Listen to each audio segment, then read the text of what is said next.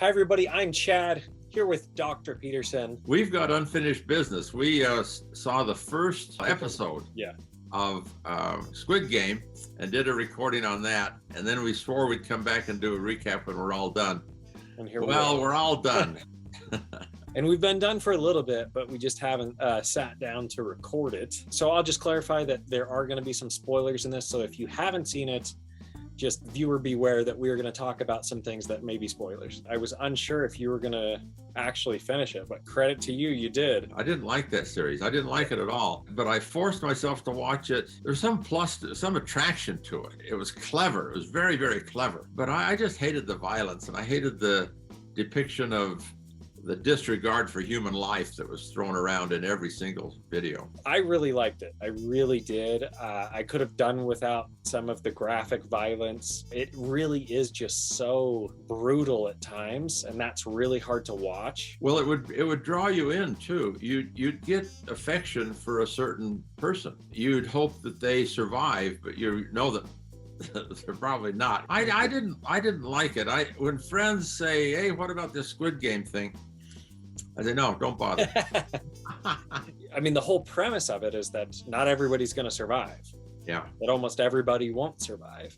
Yeah. And so that does make it hard because, like you said, you get attached to these characters. You start to feel for them. You start to understand that their predicament is really difficult. But despite it being so intense, brutal, cruel, violent, it set numerous records for Netflix. Netflix has a measurement of new TV shows, new movies, and how many hours are watched collectively by its audience over the first 4 weeks. Squid Game had 1.6 billion hours watched across 4 weeks. Wow. That is 1 billion more than the next closest TV show. Wow.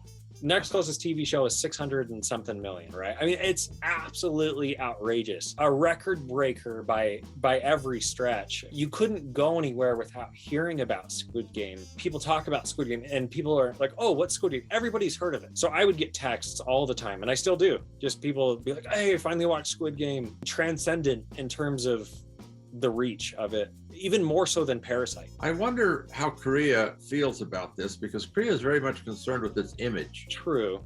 And neither of these, Parasite and especially Squid Game, do much for Korea's image.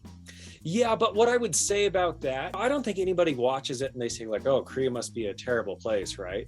I think the whole premise of it is that it's so shocking, it's so desperate, it's so violent that it's unbelievable, right? That there would be this situation. And on top of that, Lee Jung-jae, I think he said something in an interview on the Tonight Show that, you know, there's something about this story, about the desperation of it, that connects across many different cultures. Yeah, there's the cultural element of it that I'd like to talk about a little bit, because there were some interesting Korean culture things in it that a non-Korean specialist wouldn't catch at all. I think it was the last episode was named A Lucky Day. One of the first Korean short stories written in the 20s by Hyun Jin-gon called A Lucky Day. Yeah. It's a story of a guy who's so desperate. He's a rickshaw driver, and it's a rainy day. That's a lucky day, because on a rainy day for a rickshaw driver, you're going to get lots of rides. And so he goes out, and his wife says, oh, don't go today. I don't feel well. Stay home with me. Yeah. And he goes out and rides through the town and makes a lot of money, and comes back and thinks, on the way home, I'm going to pick up some soup for her, and takes home 2 bowls of hot soup. And he goes in the door, and what? She's dead. The Lucky Day had the same thing. Comes home, and his mother, who has said, don't go, he comes back and she has died. The scene on the bridge where the one woman grabs the man and plunges to death with him, that's Nonge. Nonge was a Kisang, lived during the time of the Japanese invasion in 1592. She was kept to be an entertainer for the Japanese army. And they're at a pleasure pavilion, a big pavilion up on the hill and overlooking the river. She says to him, they can't speak the same language. She points to the moon and says, come here, I'll show you the moon.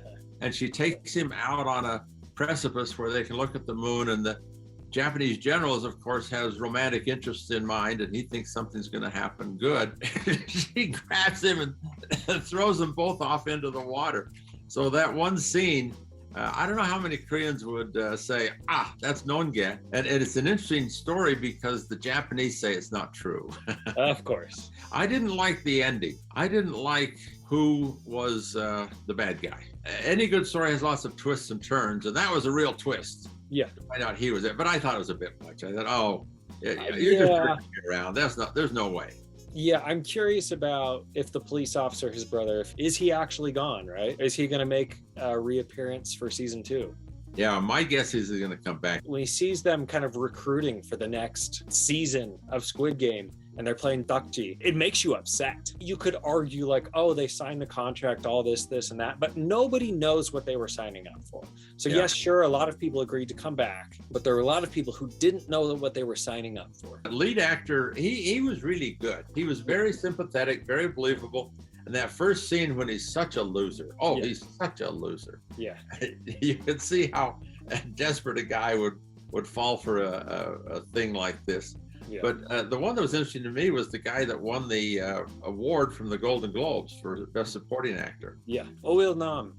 Oh Il Nam. I don't know the actor's name, but yeah, Oh Il Nam. He was quite interesting. And as I was watching it, I thinking, I've seen this guy. Yeah. And you know what else he's been in? What? He was the old monk in Spring, Summer, Fall, Winter, Spring Again. But I probably saw it in one of your classes, maybe. It's a very slow-paced story about an old monk who's him, and a little boy monk, and then a middle-aged guy who gets into all sorts of trouble. It was a very, very strange sort of movie. And Oh Il Nam's role in that movie was also very strange. He was a very, esoteric, sort of all-knowing guru kind of a figure. So he was interesting in this movie. Yeah, he was. He was so convincing, and you're wondering why he's ended up in this situation. I did not guess what his role was, but I was at a certain point, I was suspicious. I was like, this guy's the first player of the game. Why is there's something going on? Yeah. Right? Like, why is this old man? Why would they go find him first? He'd seem to be the last player of the game, right? There's a lot of that kind of subtlety to the story that really works out well. You think, why was that? And then it kind of comes around and now we know. Squid Game does a lot for hopefully the ambitions of other Korean directors, but also just internationally, right? Feeling like, okay, I can make something great in my native language and we can put subtitles on it and people will enjoy it. I mean, that's a big deal. And that's something that, previous to Parasite, nobody had success doing. There's the subtitles and also the dubbing. I watched a couple in dubbing. I prefer to read it, and listen to it in Korean. Exactly. But I can't get everything in Korean, so I like to have the subtitles to back me up. I enjoyed watching it with subtitles, and I'm similar to you, where I listen and then I'll miss things, so I'll just read the subtitles. Which is a lot of fun for a Korean speaker, because inevitably when season 2 or the spinoff of Squid Game comes back, are you going to watch it? I might watch the first half of the first one, and if it disgusts me, I'll turn it off. Yeah. But this one, I had to stick through it as much as I hated it because it was such a cultural phenomenon, and I felt obligated as Mr. Korean culture to try to figure out what was going on. Yeah, well, it's so iconic and such big news that I understand that. I don't think that they would follow the same format, right? It's not going to be like, hey, we're going back and we're doing another round of Squid Game. It's going to be more of uncovering who these people are. Yeah. And, maybe some revenge, and it'll have elements of both, I guess. The one fellow who's the famous actor, what's his name? Lee Byung-hun, the front man? Yeah. Yes. In this next one, Lee Byung-hun might come through with a major role. Yeah, and he looks the part of the villain this time. Yeah, I could totally see the spinoff going into more about his story. He's too big of an actor to be resigned to a small role that's wearing a mask most of the time. Well, you're making me curious now. I might watch it after all, but I don't like the violence. Maybe they'll step away from the violence. I don't particularly enjoy violence in movies or TV shows, so I wouldn't mind that at all. I'm sure that there's already plans underway. I'm just curious how long it'll take. Maybe sometime next year. Thanks for jumping on. Thank you, as always, for your historical and cultural insights. It's a pleasure to be with you again. Welcome home. Okay, thank you. Talk again soon. We'll see y'all later. Bye. Okay, bye.